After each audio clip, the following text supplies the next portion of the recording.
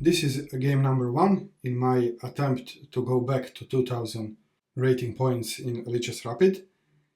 And I have decided that I will record these videos without camera and I will try to keep them short, so it will be easier for me to do them.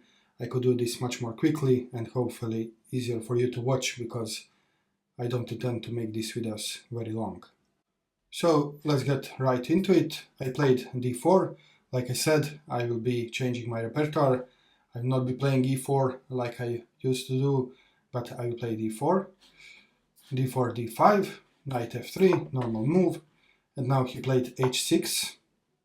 Okay, I guess controlling g5. But I just continue my normal development, e3. So the idea is to get the bishop out, preferably on d3, and then just castle and play chess.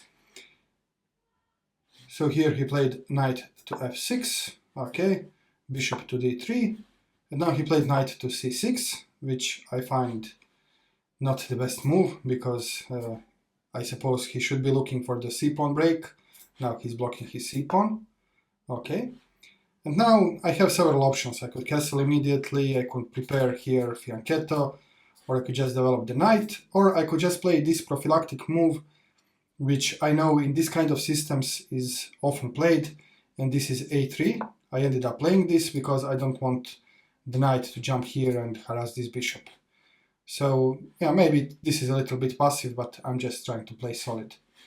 He played e6 here, I castled, and now bishop to d6. So he's developing, but you can see there is already a motive here. So yeah, I don't know what black should do here, but I like my position so far. And now here I decided to develop the knight on the square where the knight belongs, although I could have played more actively, and now I'm a little sorry that I didn't. So here I was considering b4 and then fianchettoing the bishop. Then I have the bishop controlling e5, and then knight can jump to e5 one day. So this would be more active. b4 or at least b3 and developing this bishop. You will see in the game this bishop was undeveloped for a long time. So I play this knight b to d2, he castled, and now, well, what else? c4. I guess all my pieces were developed, so why not just go for the break? Again, another option would be just to prepare this a little bit more. Maybe I should have done this. So first develop the bishop, and then finally, when all the pieces are developed, I can play c4.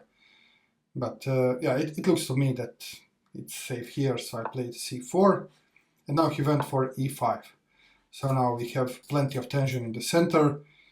It becomes a complicated middle game. And you can also see, although I don't play e4, this is very classical chess. So we are both fighting for the center, we are developing our pieces and so forth.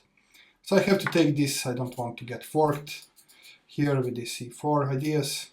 So I took, he took with the knight. And now he's hitting my bishop, so I took the knight. He took the knight back. And now here I played knight to f3, hitting the bishop.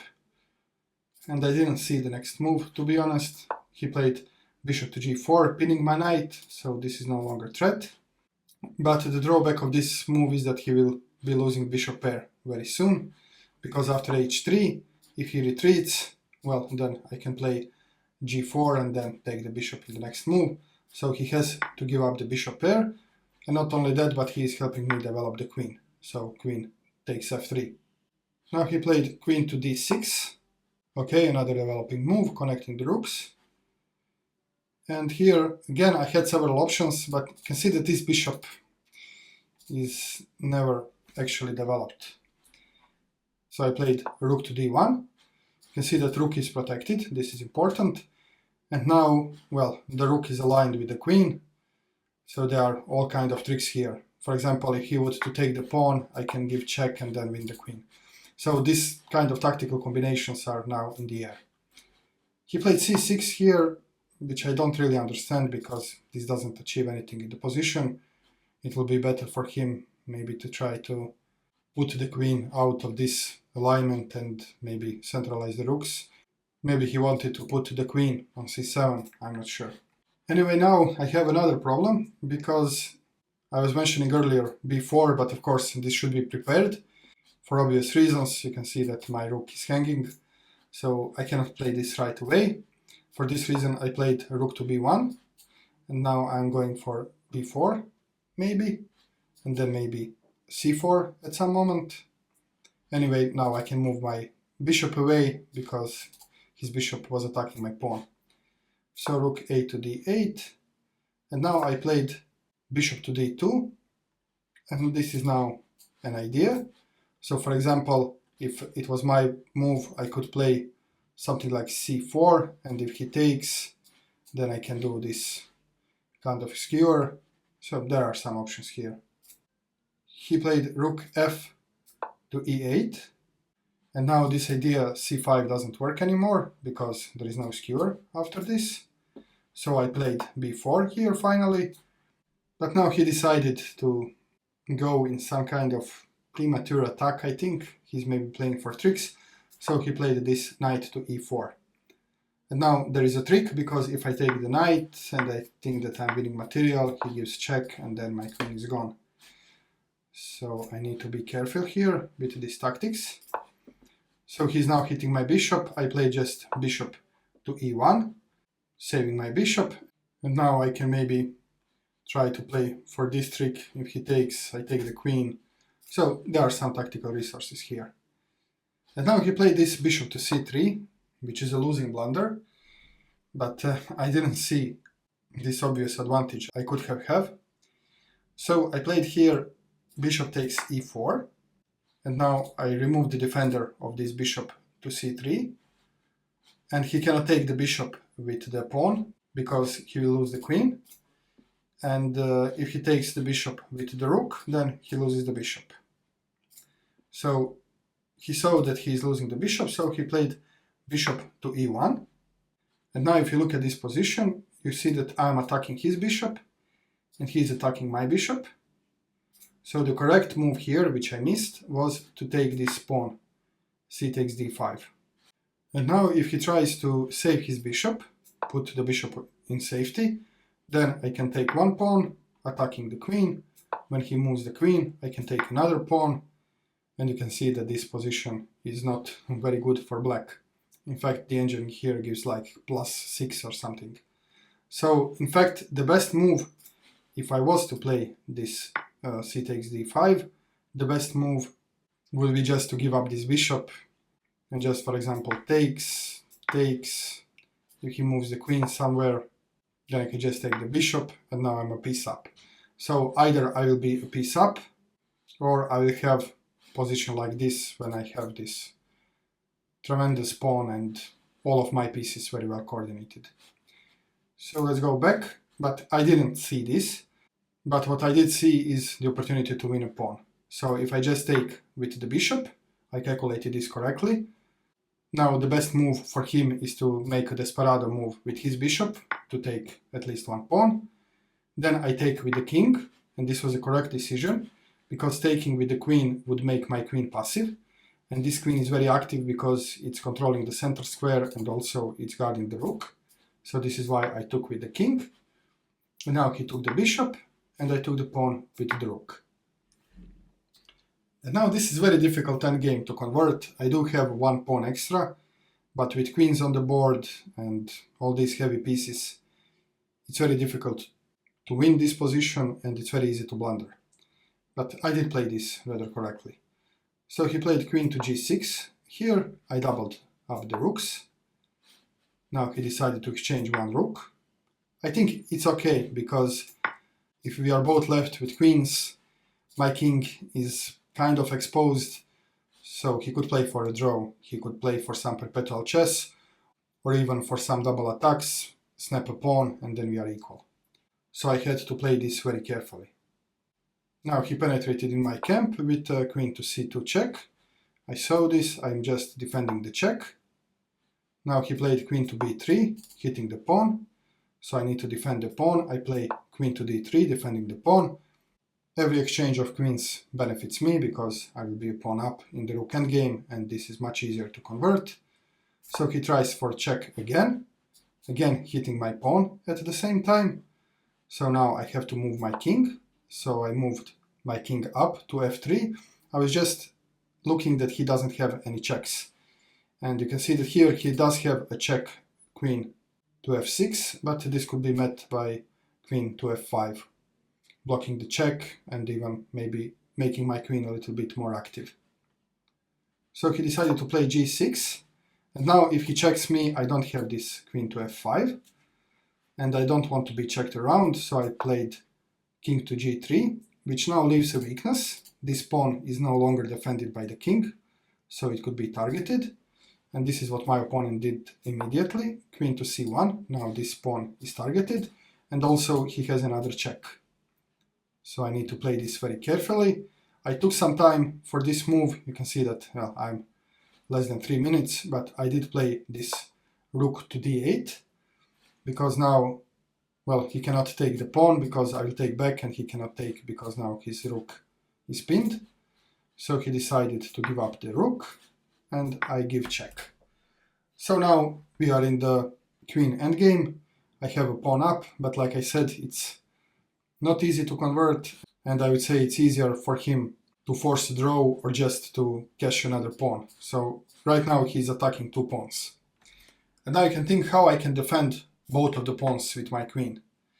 And for what I could see and I can see now, there is only one square. If you imagine my queen being here on a7, then I will be able to protect both of my pawns. But this is still not enough, because actually he's attacking 3 of my pawns. So yeah, it's very difficult to hold this position together, but I have the initiative, and with correct play I should be able to be better. So here he played king to h7. Now I played queen to e7, protecting this pawn. This pawn is more important than these 2 pawns, because taking this pawn comes with a check. And now I'm threatening this pawn with a check, and then after this pawn. So if he takes one of my pawns, I will win 2 pawns, so it's okay. So here he decided to play king to g8. So I gave another check. And now he played king to g7. And this allowed me to centralize the queen. So queen to e5 check. King to h7. And now I have queen to f4. Now I'm covering 2 of my pawns.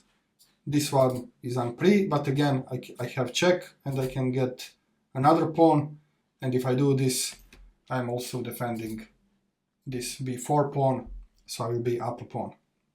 And he sees this, so he plays king to g7 here.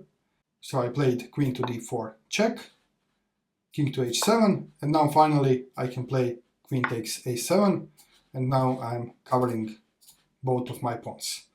So this whole maneuver was with the aim to put queen on a7 and cover both pawns. Now again, if he takes this pawn, I can take his pawn, and I'm also defending, and everything should be okay. Now he goes for another check. I'm just tucking my king away. And now he plays queen to e2, again attacking my undefended pawn. And here the best move, according to Engine and according to my evaluation after the game, was just to take this pawn and let him take this pawn, and now I have 2 passed pawns. But I was a little bit scared that maybe I'm missing something, so I have decided just to play this solidly and just to fortify, to have everything defended, queen centralized, and then try to win the endgame. So queen to c5, defending the pawn, and now queen is near the center, which I like. And in this position you can see that he has only 16 seconds, and I have a minute. So now he's in time trouble, and he started to make some blunders. So the Engine evaluation in this moment is something like plus 3.5. I believe that I could convert this even if he didn't blunder, but it will be more interesting anyway. He played king to h8, which is obvious blunder, so I just need to give check. He goes king to h7, another check, king to h8, and now again I can take some of his pawns, but I don't want to give him the initiative, so I play queen to e8 with a check, king to g7, and now c5. So I don't want to give him any initiative. I don't want him taking my pawns, giving checks, or whatever. So everything is covered, everything is protected. My next goal, I can further centralize the queen and then try to push this majority with the help of the queen. The king is safely placed.